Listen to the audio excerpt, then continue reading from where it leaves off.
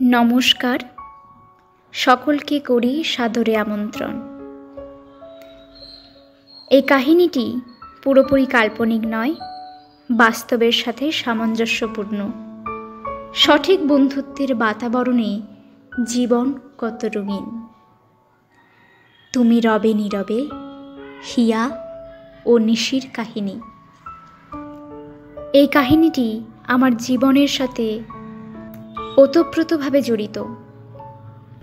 গল্পের কাহিনীকার ও কণ্ঠে আমি স্বয়ং মৌপিয়া জানা।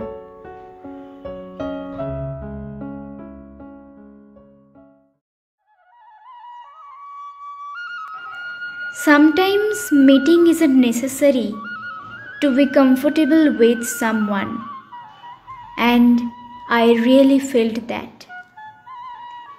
হিয়া বছর 20 মেয়ে। এবছর কলেজের ফাইনাল ইয়ার চলছে তার। পড়াশোনার পাশাপাশি নাচ, আবৃত্তি, ফটোগ্রাফিতে বেশ ঝোঁক তার। ছোটবেলা থেকেই হিয়া বাংলাদেশকে নিয়ে অনেক কবিতা, গল্প পড়েছে। সেই গল্পের জগতের কোনো এক ছোট্ট কোণায় হিয়ার মন উঁকি মারত সে সোনার বাংলার জগতে। মনের উন্মুক্ত প্রাঙ্গণে হাজার ইচ্ছা খেলা করে বেড়াতো বাংলাদেশকে দু চোখ দিয়ে একটিবার দেখার অছিলায়। সেই বাংলাদেশ যা তার প্রিয় কবি জীবনানন্দের দেশ। কিন্তু উপায় কি? সে তো দেশটা ঠিকমতো জানেও না। না আছে তার কোনো শিকড়ের টান, আর না আছে তার কোনো পরিচিত বন্ধু বা আত্মীয়। তবুও ছোটবেলা থেকেই তার বাংলাদেশের প্রতি এক গভীর ভালোবাসা। ছোট মনে সে মাঝে মাঝে ভাবত, কেন ভারত আর বাংলাদেশকে আলাদা করে দিল? মাকে সে নানান রকম প্রশ্ন করে বলতো, আচ্ছা মা, বাংলাদেশ কেমন গো? বাংলাদেশ হলো সবুজের দেশ, মাতৃ প্রকৃতির অফুরন্ত ভাণ্ডার বিরাজমান সেই দেশে। আচ্ছা মা, বাংলাদেশকে কেন আলাদা হয়ে যেতে হলো? সে তো অনেক বড় গল্প মা। জানিস, তখন একটা নদী পেরোলেই ভারত থেকে বাংলাদেশ চলে যাওয়া যেত। ও মা, তাই? হ্যাঁ রে। আর এখন সেই বাংলাদেশ যেতে পাসপোর্ট, ভিসা এসবের প্রয়োজন পড়ে রে মা। না হলে এখন আর কি করে যাবি বল? একটা নদী পেরোতেও তোর ভিসার দরকার পড়বে। তাহলে মা, আমি কি কোনোদিন বাংলাদেশ যেতে পারবো না? ও মা, তা কেন? বড় হলে নিশ্চয়ই যেতে পারবে। তখন তো তোর ভিসা, পাসপোর্ট হয়ে যাবে। কিন্তু এত যে প্রশ্ন করছিস, তা বাংলাদেশে তোর কোন বন্ধু থাকে শুনি? বন্ধু? সে তো কেউ নেই। মায়ের দিকে ফেলিয়ে তাকিয়ে থাকে ছোট্ট হিয়া। মায়ের ওই কথাতে হিয়ার মনটা সেদিন একটু উদাস হয়েছিল বৈকি। সত্যিই তো বাংলাদেশে তার কোনো বন্ধু নেই। তাহলে তার এত কিসের টান? কেন মাঝে মাঝে তার মন এত হুহু করে ওঠে? সে নিজের কাছেই এই প্রশ্নের কোনো উত্তর খুঁজে পায় না। আজ প্রায় 12 বছর পরেও হিয়ার ভিসা বা পাসপোর্ট কিছুই হয়নি। কিন্তু যেটা হয়েছে সেটা একটা ভালো বন্ধু, একটা যত্নশীল দিদি। সারাদিনে সময় পেলেই সে হিয়ার খোঁজ নেয়। আজ হিয়া তার মাকে গর্বের সাথে বলে, মা, আজ থেকে আর তুমি বলতে পারবে না যে বাংলাদেশে আমার কেউ নেই। আমার দিদি আছে, নিশিদি। ও বলেছে আমি যখন সেখানে যাব তখন যেন একটিবার ওকে জানাই।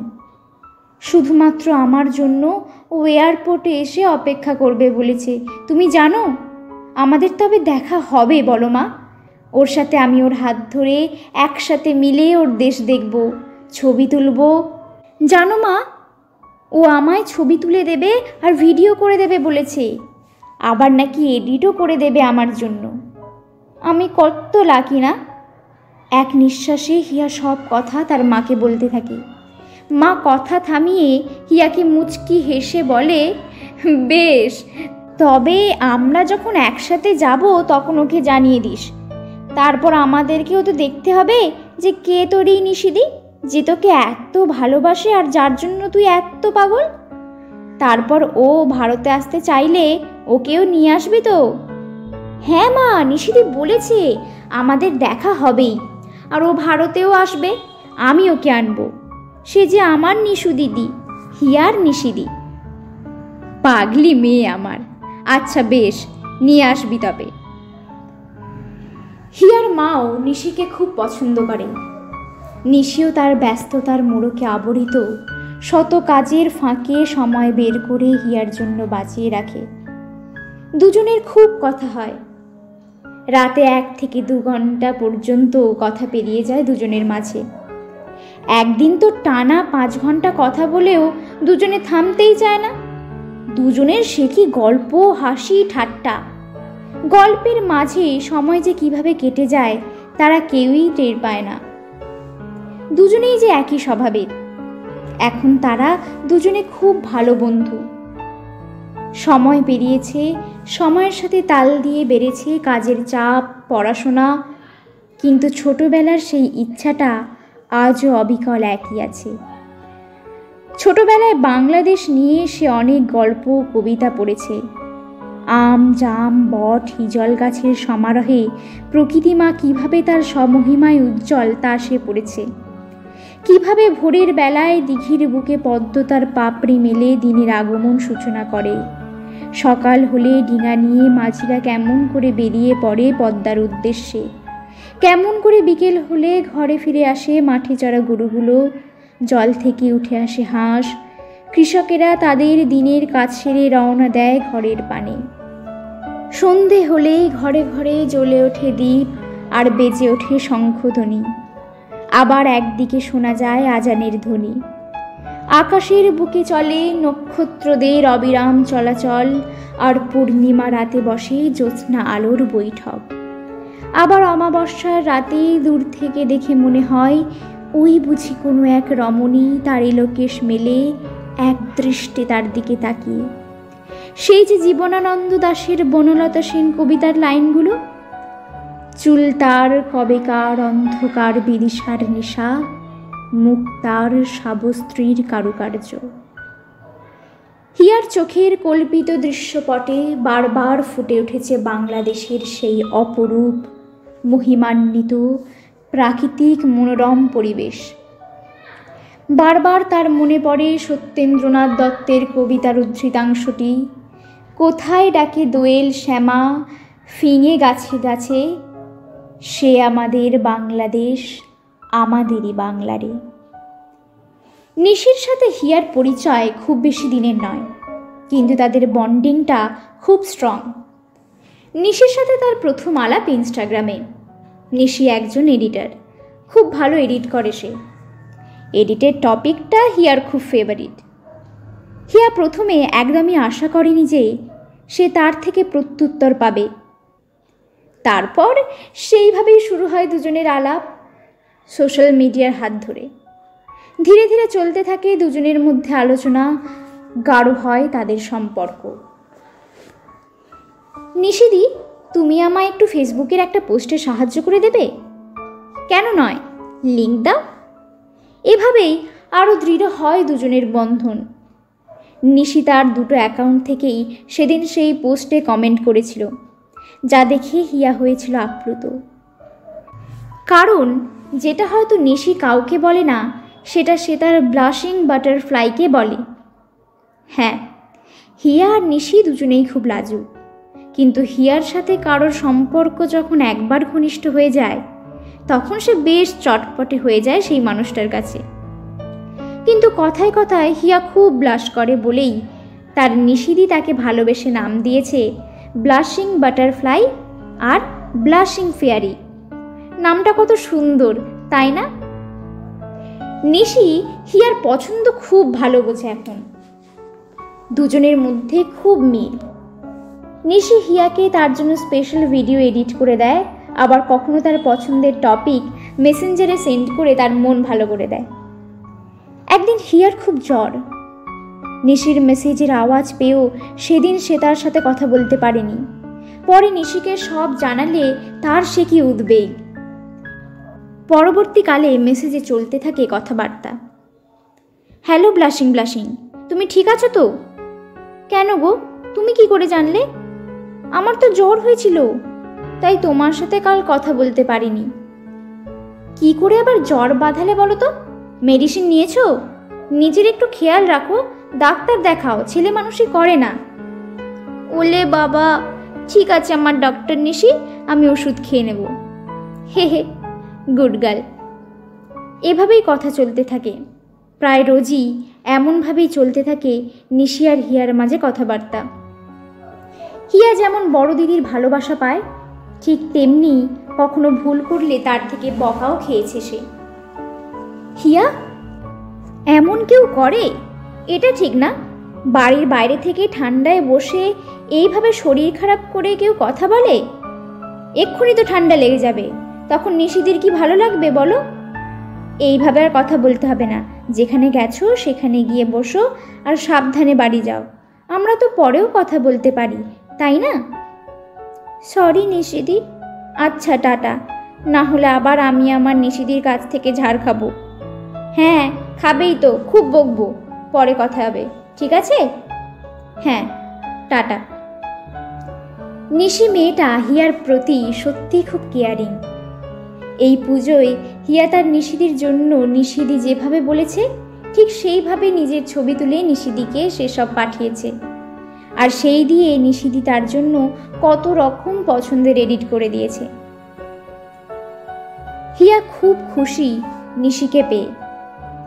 ভারতের এক প্রান্তে জানলার ধারে বসে জ্যোৎস্না আলোর স্নিগ্ধ কিরণে নিশির সাথে সে প্রায় প্রত্যহ কথা বলে। আচ্ছা নিশিদি, ওখানে চাঁদ উঠেছে? হ্যাঁ, চাঁদের আলো আমাদের বাড়ির সামনের উঠোনে এসে পড়েছে। কেন গো? ইস, আমি যদি ওই চাঁদের আলো হতাম, তবে তোমাদের উঠোনে খেলা করতাম, আবার কখনো এক ছুটে তোমার কোলে গিয়ে নিজের মাথা রাখতাম আর তুমি গান গিয়ে আমায় ঘুম পাড়িয়ে দিতে। ধুর পাগলি, আমি তো আছি।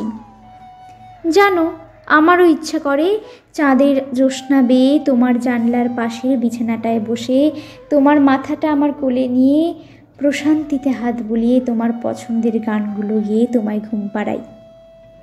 ও মা গো, নিশিদি তো আমায় ইমোশনাল করে দিল। দেখো, আমাদের এই ইচ্ছা একদিন ঠিক পূরণ হবে। আচ্ছা, কাল না তোমার পরীক্ষা? আমার জন্য তো তোমার পড়াশোনা কিছুই হলো না, আর বলবে আই উইল ম্যানেজ। আরে কোনো ব্যাপার না, যে আমাকে এত আপন করে নিয়েছে তার জন্য এতটুকু করতে পারবো না? তোমার সাথে আমার কবে দেখা হবে গো নিশিদি? কালকেও মায়ের সাথে তোমাকে নিয়ে কথা হচ্ছিল। মা বলছে তোর সাথে নিশির আর কোনোদিন দেখা হবে না। আমি বলেছি কেন বলছো? হ্যাঁ দেখা হবে, আমি তো ছুটতে গিয়ে জড়িয়ে ধরবো। জানো ব্লাশিং ফেয়ারি, চাইলে কি না হয়, তুমি এসো বাংলাদেশে, আমরা একসাথে ঘুরবো। তোমার সব আবদার আমি পূরণ করব। আর আমি কখনো যদি ইন্ডিয়া যাইও, তোমার সাথে 1 মিনিটের জন্য হলেও দেখা করব। এইটা আমার এখন একটা ড্রিম ধরতে পারো। হিয়ার চোখের কোণে জল টলমল করছে। চাঁদের ঝলমল কিরণ পড়েছে সামনের পুকুরটার জলে। তার আলো এসে খেলা করে হিয়াদের বাড়ির উঠোনে, আর হিয়ার টলমল মনের পর মনে। নিশি তাকে তার কণ্ঠে গান গেয়ে পাঠিয়েছে। হিয়া নিশি আর তার কণ্ঠের বড় ভক্ত। তুমি চোখের আড়াল হও, কাছে কিবা দূরে রও, মনে রেখো আমিও ছিলাম, এই মন তোমাকে দিলাম। আমার ভিতর ও বাহিরে অন্তরে অন্তরে আছো তুমি হৃদয় জুড়ে। তুমি কি জানো কেউ আড়ালে বসে তোমাকে জীবন দিয়ে ভালো সেবাসে। কত যে কথা মনে লুকোনো হয়নি তোমাকে আজও শোনানো। এই গানগুলো কত পারফেক্ট নিশির কণ্ঠে তার হিয়ার জন্য।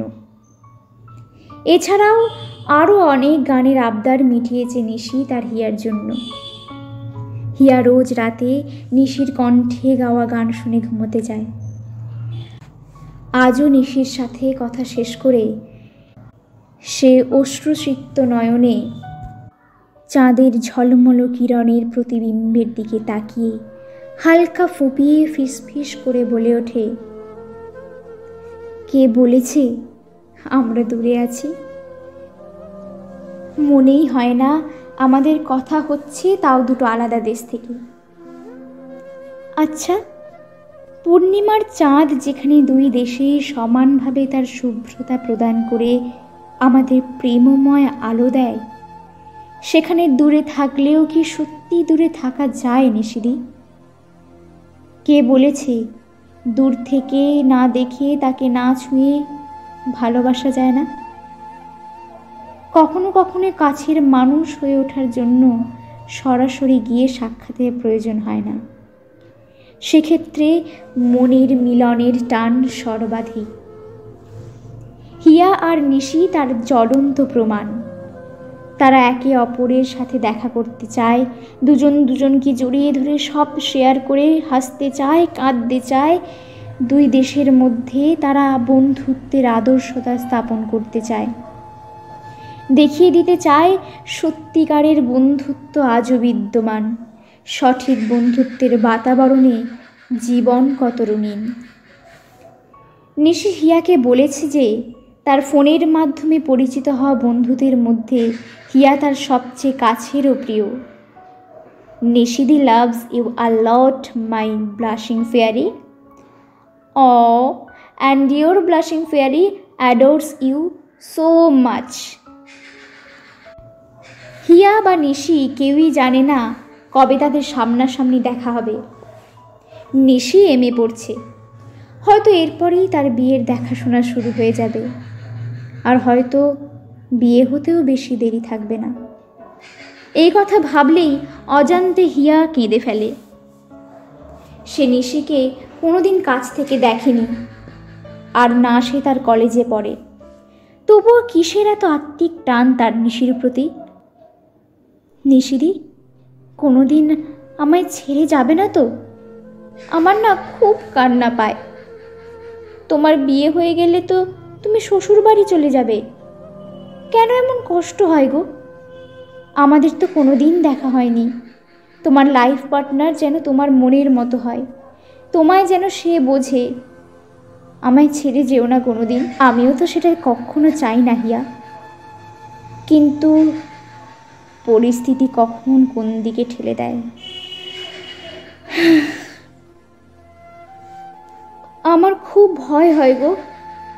আমি করুণাময় ঈশ্বরের কাছে প্রার্থনা করি যে কোনো রকমই পরিস্থিতি আসুক না কেন, আমরা যেন কোনো দিন না আলাদা হই। এইভাবেই আমি তোমার পাশে মৃত্যুর আগে পর্যন্ত থাকতে চাই নিশিদি। তাই যেন আমরা একে অপরের পাশে এভাবেই থাকতে পারি ব্লাশিং ফেয়ারি। এভাবেই চলতে থাকে হিয়া আর নিশির হাসি, কান্না, ঠাট্টা, মজা নিয়ে কথোপকথন। নিশি হাসলে হিয়াকে সে হাসায়। হয়তো অনেক দিন পেরিয়ে যাবে যখন হিয়া বাংলাদেশ যাবে। সেদিন হয়তো নিশির বিয়ে হয়ে যাবে, হয়তোবা জড়িয়ে পড়বে ব্যস্ততার বেড়া জালে। তবে সেই জালে নিশিদি জড়িয়ে পড়ুক তা হিয়া চায় না। হিয়া চায় তার নিশিদি স্ব ইচ্ছায় নিজের মতন করে বাঁচুক। হয়তো সেদিন হিয়ার ভিসা পাসপোর্ট হয়ে যাবে। ফ্লাইটে ওঠার আগে নিশিদিকে সে জানাবেই। নিশিদি বলেছে হিয়াকে, সে যেখানেই থাকুক হিয়া একবার জানালে সে এয়ারপোর্টে এসে হাজির হবে আর হিয়ার জন্য অপেক্ষা করবে। কিন্তু সেদিন আমার সে বার্তা নিশিদির কাছে পৌঁছাবে তো? যতই সময় পেরিয়ে যাক, আমি বাংলাদেশের এয়ারপোর্টে নামবই। কিন্তু সেদিন আমার সেই বার্তা নিশিদির কাছে পৌঁছাবে তো? সেদিন আমার নিশিদি আমার জন্য এয়ারপোর্টে অপেক্ষায় থাকবে তো? ভয় হয়, পরিস্থিতির বেড়াজালে পড়ে যদি আর 5 জনের মতো আমার নিশিদিও জড়িয়ে পড়ে? না না না, আমি এসব কি ভাবছি? এটা আমাদের জন্য কখনোই হতে পারে না। হিয়া নিশিকে বলেছে বাংলাদেশ গেলে সে শীতের সময় যাবে। চাদর মুড়ি দিয়ে নিশিদির হাত ধরে সে সোনার বাংলা দেখবে। সকালে মাঠে ঘাসের উপর মুক্ত কণার মতো শিশির বিন্দুর উপর দিয়ে তারা দুজনে হেঁটে যাবে। খেজুর গাছ থেকে রসপাড়া দেখবে হিয়া। আর যে দেশটাকে সে চিনেছিল কবি সাহিত্যিকদের চোখ দিয়ে, সেদিন সেই দেশটাকে সে চাক্ষুষ প্রত্যক্ষ করবে তার নিশিদির হাত ধরে। হিয়া ভেবেছে যদি কোনোদিন ফেসবুক মেসেঞ্জারে কথা বলা বন্ধ হয়ে যায়, হিয়ার কথা বলা কিন্তু শেষ হবে না। সেদিন যদি নিশির প্রত্যুত্তর নাও আসে, তবুও সেদিন হিয়ার মেসেজ যাবে এপার থেকে তার নিশিদির জন্য। যদি নিশিদি কোনোদিন ফেসবুক খুলে তার ব্লাশিং ফেয়ারির মেসেজগুলো পড়ে, আজকের মতো সেদিনও রাতে হিয়া নিশিদির কণ্ঠে গান শুনে ঘুমোতে যাবে আর দেখবে তাদের পুরনো কথোপকথন। চোখের কোণে সেদিন হয়তো অশ্রু কোনো বাঁধ মানবে না। কেটে যাবে হাজার হাজার দিন, তবু ওরা কেউ কাউকে ভুলবে না। নিশিদি, তোমার বিয়ের খবরটা আমায় জানাবে তো? তোমার সব ছবি কিন্তু আমার দেখা চাই।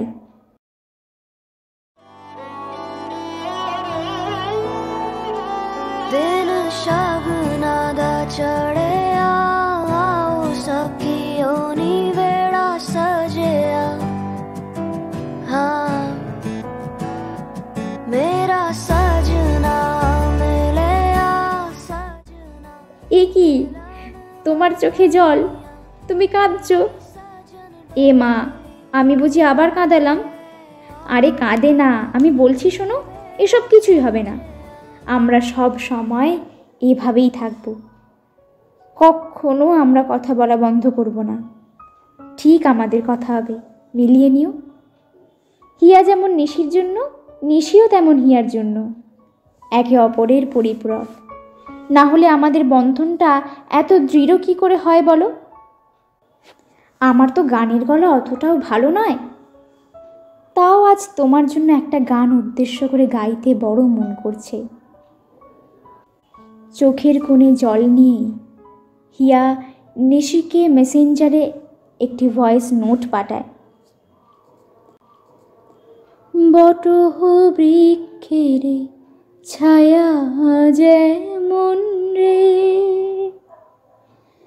মোর বন্ধুর মায়া তেমন রে, বন্ধু কাজল ভ্রমরারে, কোন দিন আসিবেন বন্ধু কয়া যাও রে।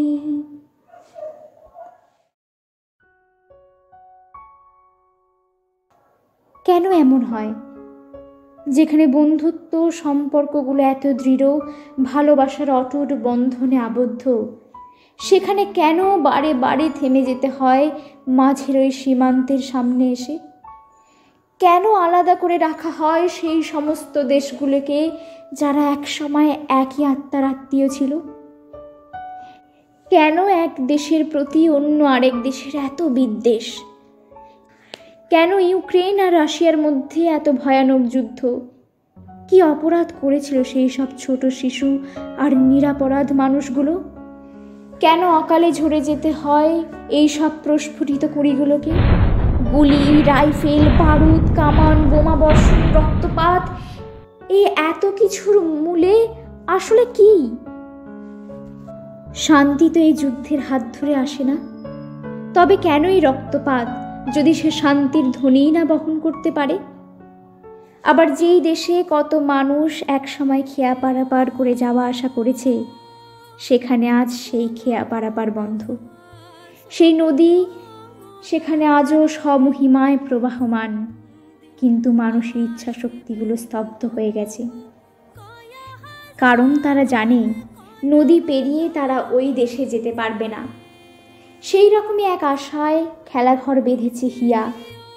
তার মনে আশা আছে হয়তো কোনো একদিন হয়তো এই বাধা ভেঙে যাবে, খুলে দেয়া হবে সীমান্তের প্রাচীর, তুলে নেওয়া হবে কড়া পাহারা, আবারও আগের মতো সবাই মিলে মিশে একাকার হয়ে যাবে, যেখানে থাকবে না কোনো বাধ্যবাধকতা, জোর জুলুম। বন্ধুত্বের ভিত ধরেই স্থাপিত হবে মহামিলনের পুনর্পর্ব। সেদিন হয়তো নিশি আর হিয়া কেউই এই পৃথিবীতে থাকবে না, কিন্তু এই মহামিলনের হাত ধরেই সেদিন পূরণ হবে তাদের ইচ্ছা। হয়তো অন্য কোনো নামে, অন্য কোনো পরিচয়ে নিশি আর হিয়ার আগমন আবার হবে। সেদিন তারা একে অপরের হাত ধরে সেই নদীর পাড়ে বসে পা দুলিয়ে গল্প করবে, যেখানে এক সময় সীমান্তের সতর্কতা বার্তা ছিল। সেই নদীর উপর নির্মিত সেতু পেরিয়ে তারা পাথর কুড়িয়ে খেলা করবে। আবার সন্ধে হলে দুজনে ফিরে আসবে একে অপরের দেশে। সেদিন থাকবে না কোনো বাধা বিপত্তি। যখন খুশি সেই নদী পেরোলেই তারা হদিশ পাবে একে অপরের। মুছে যাবে ভেদাভেদ, জড়তা, আর মিলনের পথ ধরে সূচনা ঘটবে নতুন এক অধ্যায়ের। সেদিনই প্রকৃত রূপেই সূচি হবে ধরা। নমস্কার। কলমে ও কণ্ঠে মৌপিয়া জানা।